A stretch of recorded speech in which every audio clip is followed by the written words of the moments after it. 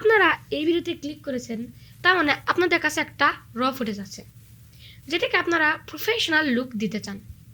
তাহলে আজকের এই ভিডিওটি আপনাদের জন্যই, কারণ এই ভিডিওতে আমি দেখিয়েছি কীভাবে একটা র ফুটেজকে প্রফেশনাল ভিডিওতে রূপান্তরিত করা যায়। কারণ সচরাচর ক্লায়েন্ট আমাদের ফুটেজই দিয়ে থাকে, কোনো এডিটেড ভিডিও না।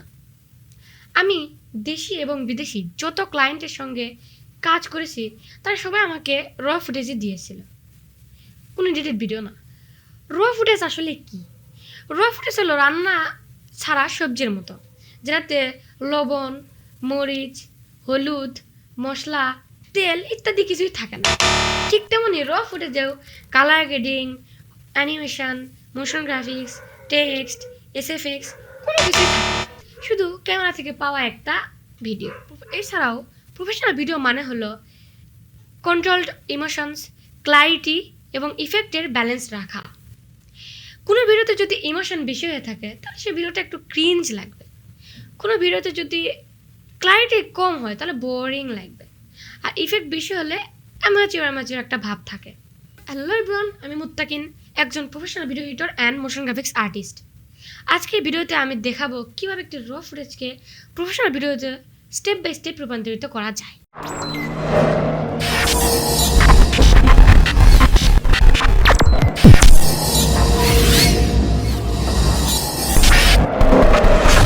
ক্লিন কাট এডিটিং, এটা হচ্ছে ভিডিওর ফাউন্ডেশন। এটাতে প্রায় 80% বিগিনাররাই ফেল করে। তারা মনে করে আমরা যদি ঠিক মতো না কাটি বা আমরা যদি বেশি কাট করি ভিডিওতে তাহলে ফুটেজ কমে যাবে। আসলে না, আমরা যদি ঠিক মতোই কাট না করি তাহলে ভিডিওতে একটা প্রফেশনাল রূপ আসবে না। যতটা সম্ভব আমাদের অপ্রয়োজনীয় ফ্রেমসগুলো কেটে ফেলে দিতে হবে এবং যেই ফ্রেমসগুলোতে কোনো কথা নেই সেগুলো রাখা যাবে না। তাই ক্লিন কাট এডিটিং মানে হচ্ছে নো অকওয়ার্ড ফ্রেমস, কোনো অপ্রয়োজনীয় ফ্রেমস থাকবে না। নো অকওয়ার্ড পজেস মানে এগুলা রাখা যাবে না, যথাসম্ভব কেটে ফেলে দিতে হবে যাতে ভিডিওতে একটা ন্যাচারাল ফ্লো বজায় থাকে। ক্লিন কাটসের কিছু টেকনিক্স রয়েছে, যেমন হার্ড কাট। হার্ড কাট কি? হার্ড কাট হচ্ছে আপনার কোনো ট্রানজিশন অথবা ইফেক্টস ব্যবহার না করে একটি শ্যুট থেকে অন্য শ্যুটে চলে যাওয়া। এটা সব জায়গায় আমরা ইউজ করতে পারবো না, কিছু কিছু জায়গায় আমরা নিজেই বুঝতে পারবো কাজ করতে করতে যে এখানে ইউজ করা যাবে, এখানে ইউজ করা যাবে না। এছাড়া রয়েছে এল কাট অথবা জে কাট। জে কাট কি? জে কাট হচ্ছে আমাদের আগামী মানে পরের শ্যুটের সাউন্ডটা এই শ্যুটের অর্ধেকের পরে রেখে দেওয়া। এবং এল কাট হচ্ছে এই শ্যুটের সাউন্ডটা পরের শ্যুটের শুরুতে রেখে দেওয়া, যাতে কাটটা ভিজুয়ালি অতটা না বোঝা যায়। আরেকটি কাট টেকনিক হলো বিট কাট। বিট কাট হচ্ছে আমরা বিভিন্ন ট্রেন্ডিং ভিডিও এডিটিংসগুলোতে দেখেছি মিউজিকের বিটের সঙ্গে কাট করা হয়, এটাকেই বিট কাট বলা হয়। এসব কাট যদি খারাপ হয়ে থাকে তাহলে আমাদের যদি কালার গ্রেডিং অথবা এসএফএক্স অথবা যেগুলো অ্যাড করি না কেন, যে কোনো মোশন ইফেক্টস অ্যাড করি না কেন, আমাদের ভিডিওতে একটা প্রফেশনাল লুক আসবে না। প্রফেশনাল লুক আনার জন্য আমাদেরকে কাটগুলো ঠিক মতো করতে হবে, বুঝে বুঝে ঠিক জায়গায় কাট করতে হবে। আমাদের নেক্সট স্টেপ হচ্ছে কালার গ্রেডিং এবং কালার কারেকশন। কালার গ্রেডিং এবং কালার কারেকশনের মধ্যে অনেক ডিফারেন্স রয়েছে, হিউজ ডিফারেন্স রয়েছে। কালার কারেকশন হচ্ছে আপনার হোয়াইট ব্যালেন্স, ব্ল্যাক ব্যালেন্স ঠিক রাখা, স্যাচুরেশন ঠিক করা, দেন এক্সপোজার ঠিক করা, স্কিন টোন ঠিক রাখা ইত্যাদি ইত্যাদি। অ্যান্ড কালার গ্রেডিং হচ্ছে ভিডিওতে একটা মুড তৈরি করা, যেমন ডার্ক, সিনেম্যাটিক অথবা ওয়ার্ম, কুল এইসব ইত্যাদি। কিন্তু আমরা যে কোনো কালার গ্রেডিং করি না কেন পুরো ভিডিওতে আমাদের লুক কনসিস্টেন্ট রাখতে হবে, পুরো ভিডিওতে সেই কালার গ্রেডিংই ইউজ করতে হবে। যে কোনো প্রফেশনাল ভিডিও কখনোই ওভার স্যাচুরেটেড অথবা ওভার কন্ট্রাস্টেড হয় না। আমাদের নেক্সট স্টেপ হচ্ছে sound design.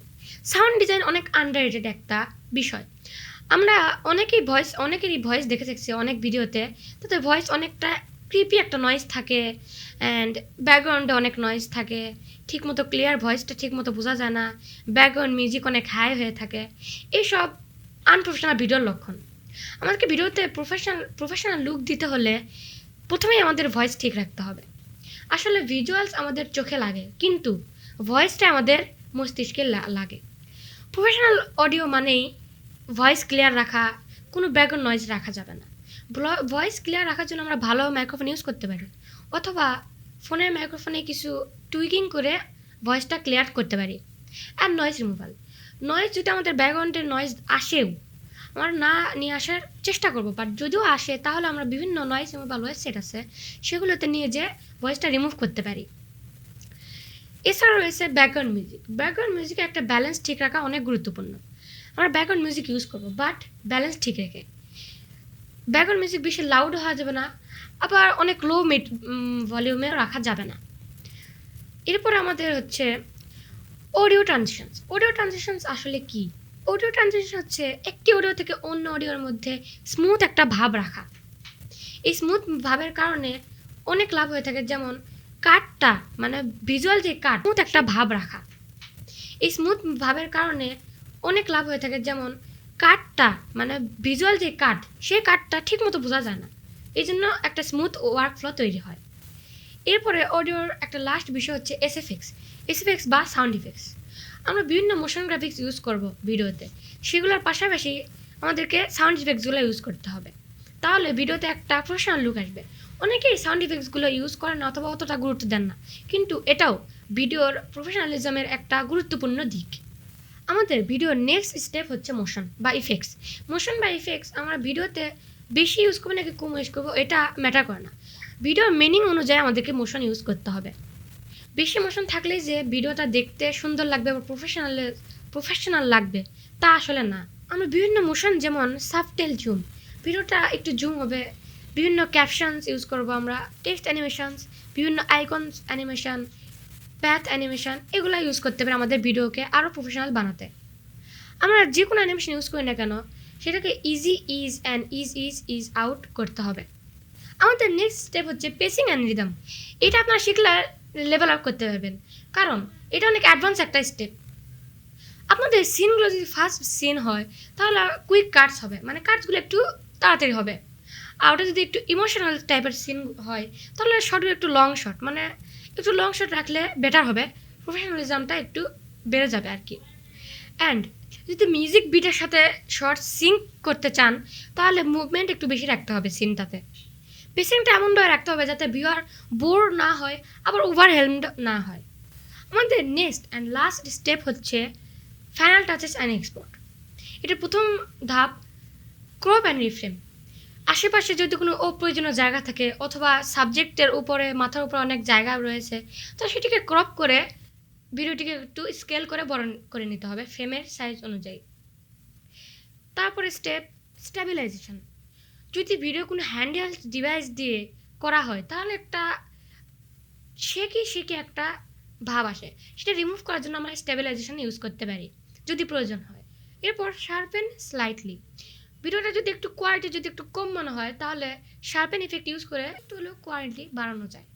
Export in correct codec, মানে MP4, MKV এইসব ফরম্যাটে এক্সপোর্ট করা, কিন্তু কোডেক ঠিক রাখতে হয়। যেমন সাউন্ডের জন্য 4800 বিটরেট এবং 30 to 60 FPS frame rate for the video, তাহলে আমাদের একটা প্রফেশনাল ভিডিও তৈরি হয়ে যাবে।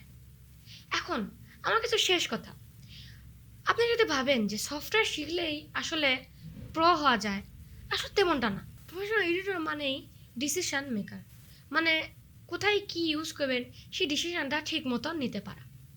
শুধুমাত্র কিছু কুল ইফেক্ট ইউজ করলেই ভিডিওটা আসলে প্রফেশনাল হয় না। অ্যান্ড আমাদের এডিটরের একটা ফ্রেমওয়ার্ক আছে, সেটা হচ্ছে SCCAPP, story, cut, colour, audio, পেসিং and polish. এই ফ্রেমওয়ার্ক ধরে যদি আপনারা কাজ করতে পারেন তাহলে আপনার ভিডিওটি একটা প্রফেশনাল ভিডিও হবেই হবে। সো আজকের জন্য এই পর্যন্তই, দেখা হচ্ছে নেক্সট কোনো ভিডিওতে নিউ কোনো টপিক নিয়ে। ততক্ষণের জন্য take care and keep learning.